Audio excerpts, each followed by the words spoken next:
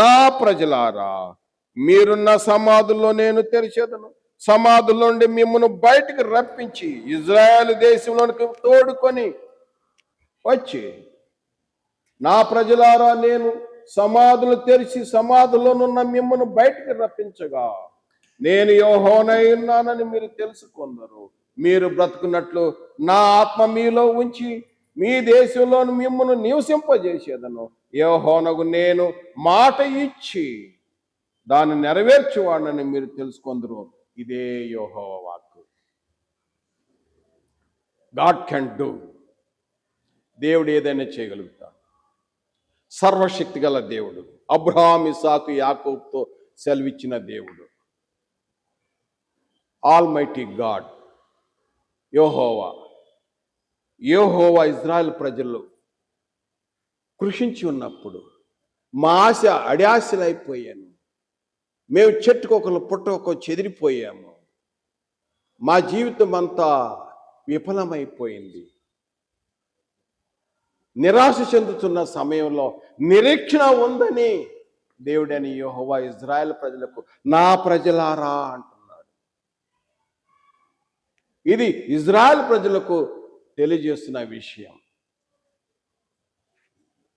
కాబట్టి నా ప్రియ సహోదరుడా, మరి ఈ విధంగా మళ్ళా తిరిగి మరలా ఇజ్రాయెల్ దేశంలో మిమ్మల్ని రప్పిస్తాను అని సెలవిచ్చాడు. వాస్తవానికి ఈ విషయం కూడా గమనించాలి. క్రీస్తు పూర్వము 606వ సంవత్సరంలో మొట్టమొదటగా బబులోను రాజు అయిన నెబుకద్నెజర్, బబులోను రాజ్యం అంటే ఇది ప్రస్తుతం ఇరాక్ దేశం. అక్కడ నుండి బబులోను రాజును నడిపించి ఇజ్రాయెల్ ప్రజలకు బుద్ధి చెప్పించాడు. వారికి ఒక పాఠం నేర్పాడు. బబులోను రాజు నెబుకద్నెజర్ గురించి యిర్మీయా ప్రవక్త అంటాడు. యిర్మీయా గ్రంథం 25వ అధ్యాయం 11వ వచనములో, మరి 27వ అధ్యాయములో కూడా ఏమిటంటే, నా సేవకుడు నా దాసుడు బబులోను రాజైన నెబుకద్నెజర్ అంటున్నాడు. వాస్తవానికి ఇజ్రాయెల్ ప్రజలు తన ప్రజలు, యెహోవా ప్రజలు. కానీ అన్యుడైన నెబుకద్నెజర్ను నా దాసుడు నా సేవకుడు అంటున్నాడు. అంటే తన ప్రజలకు బుద్ధి చెప్పటానికి అన్ని జనులు లేవనెత్తి కూడా ఈ విధంగా చేస్తాడు.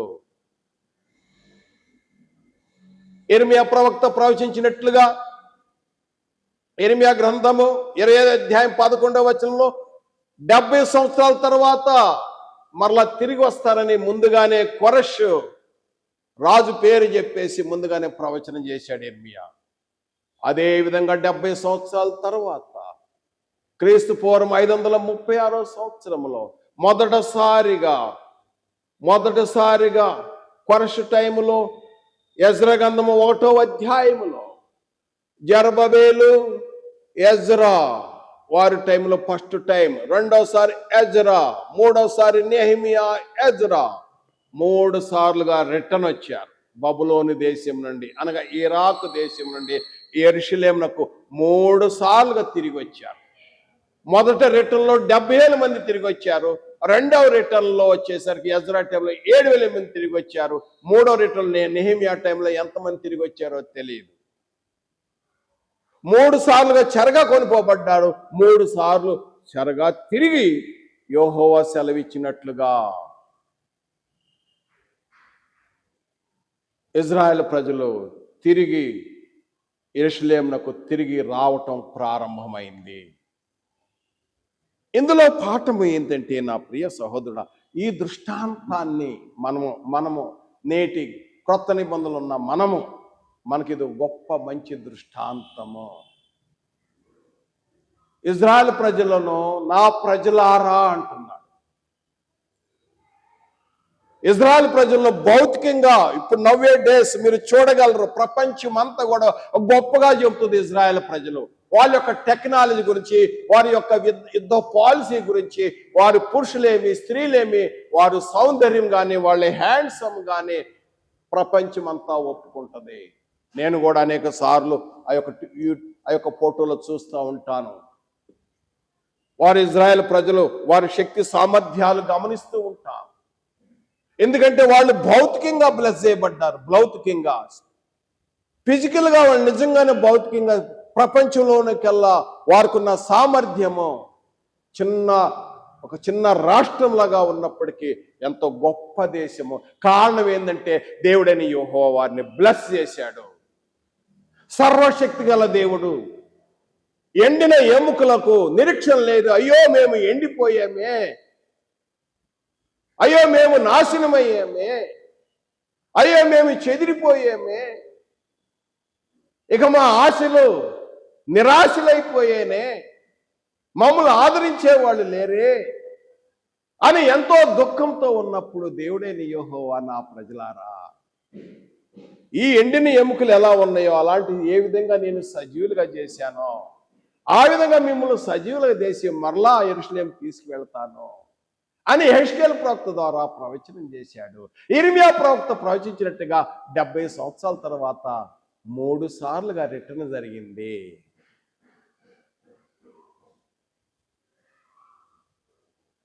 ఆ విధంలో దేవుడైన యెహోవా ఇజ్రాయెల్ ప్రజలను ఎంతగానో ప్రేమించాడు. కీర్తన 147వ కీర్తనలో 20వ వచనంలో ఏ ప్రజలకు ఏ జనులకు ఇలాగు చేసి ఉండలేదు అంటాడు.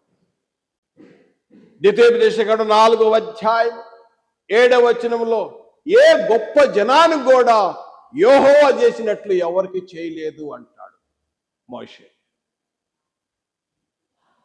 మరి క్రీస్తునందు టుడే, ఈ రోజున క్రీస్తునందున్న మన విషయంలో ఏంటి? ఏ విధంగా మనం అన్వయించుకోగలుగుతామో, ఏ విధంగా మనం సరిపోల్చుకోగలుగుతామో, ఏ విధంగా ఈ యొక్క దృష్టాంతం ద్వారా క్రైస్తవులైన నేటి మనకు ఏ విధంగా మనకు దేవుడు వాక్యం ద్వారా బోధిస్తున్నాడు.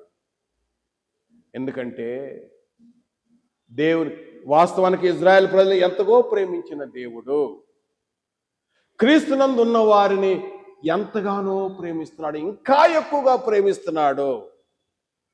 ఎందుకంటే యేసు ప్రభువు వారు సెలవిచ్చాడు. యోహాను సువార్త 3వ అధ్యాయం 16వ వచనములో దేవుడు లోకమును ఎంతో ప్రేమించి కాగా ఆయన తన విద్యుత్ కుమారుడుగా పుట్టిన వాని యందు విశ్వాసం ఉంచి ప్రతివాడు నశింపక నిత్య జీవము పొందున్నట్లు, నిత్య జీవము ఇన్ క్రైస్ట్, నిత్య జీవము. యేసు ప్రభువు వారు చెప్పాడు, నేనే మార్గము సత్యము జీవము అన్నాడు.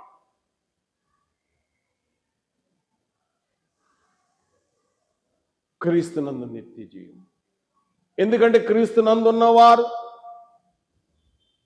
ఆయన ఒక సంఘముగా ఉన్నవారు, అది ఆయన ఇల్లై ఉన్నది, ఆయన ప్రజలై ఉన్నాం. క్రొత్త నిబంధనలో ఆయన ప్రజలు, క్రొత్త నిబంధనలో క్రీస్తునందు మనం ఆయన ప్రజలై ఉన్నాం. క్రీస్తు ద్వారా, క్రీస్తు వలన, క్రీస్తు రక్తం వలన ఆయన ప్రజలైపోయినాం. క్రీస్తు రక్తంతో కడగబడటం వల్ల సంఘంగా ఏర్పడ్డాం. కొరింథీ రాసిన మొదటి పత్రిక 3వ అధ్యాయం 16వ వచనంలో, కొరింథీ రాసిన మొదటి పత్రిక 6వ అధ్యాయం 19వ వచనంలో, మీ దేహము దేవునికి ఆలయమై ఉన్నదని మీరు ఎరగరా? మనమే దేవుని ఆలయమై ఉన్నాం.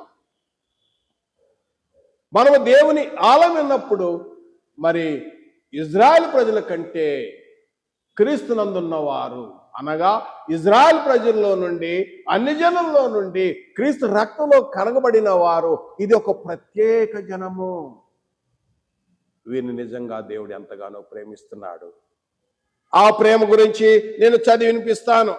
ఎంత ప్రేమ అంటే పౌలు వారు యూదుడే అయినప్పటికీ అన్ని జనులు కూడా కలుపుకున్నప్పుడు ఎంత ప్రేమ ఉందో ఎఫ్సి పత్రికలో ఆయన జ్ఞాపకం చేస్తున్నాడు. ఎఫ్సి పత్రిక దయచేసి మీరు గమనించినట్టయితే 3వ అధ్యాయంలో మనం చూసినట్టయితే అక్కడ దేవుని ప్రేమ ఎంత ఉందో జ్ఞాపకం చేస్తూ ఆయన అంటాడు.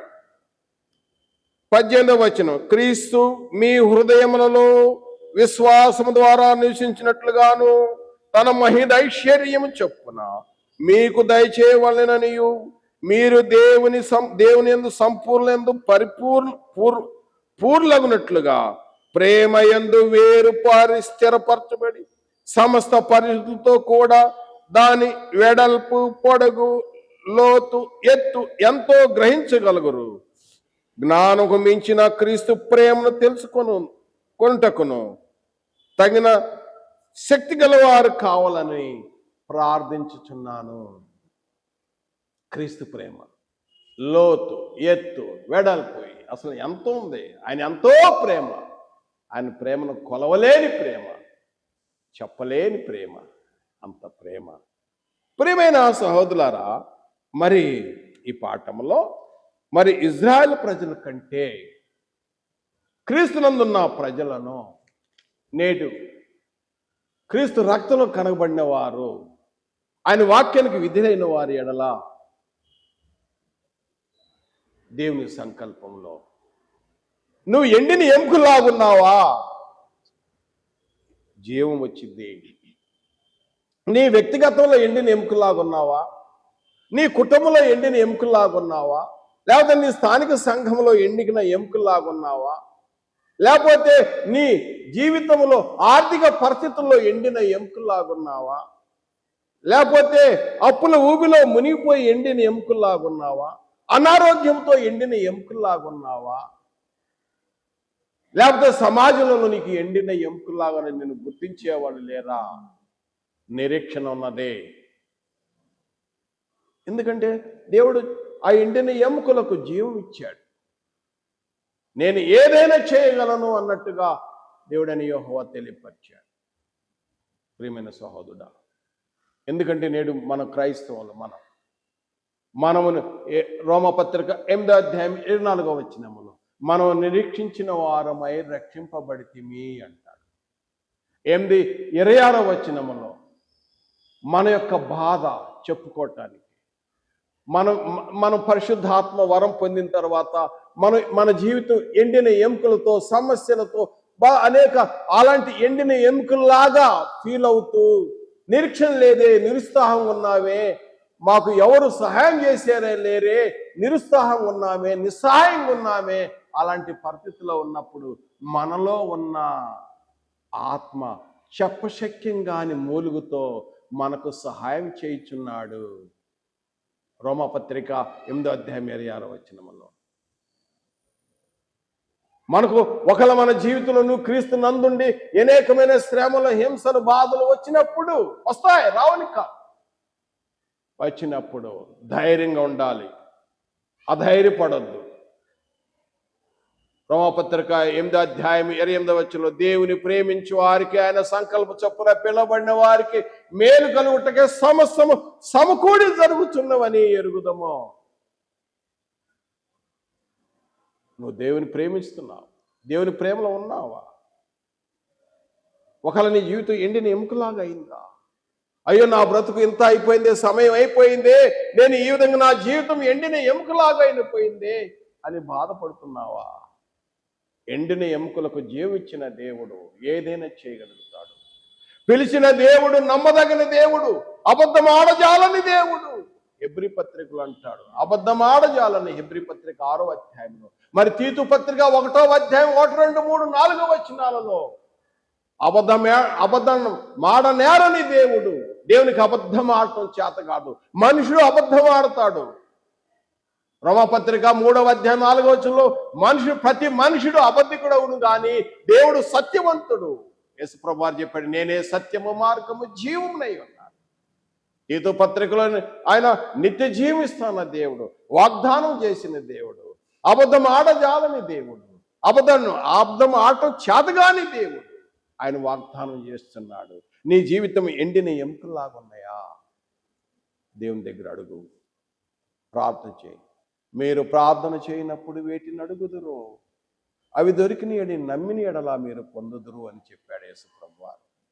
యేసుప్రభువారు ఇంకే విధంగా సెలవిచ్చారు, దేవుని యందు విశ్వాసం చూస్తున్నారు, నా యందు విశ్వాసం ఉంచండి, నేను మరలా వస్తానని వాగ్దానం చేశాడు. నేనే మార్గమును, సత్యమును, జీవమునై ఉన్నాను. నేనే సత్య మార్గ జీవం అని చెప్పాడు. నేనే సత్య మార్గ జీవం యేసుప్రభువారు సెలవిచ్చాడు.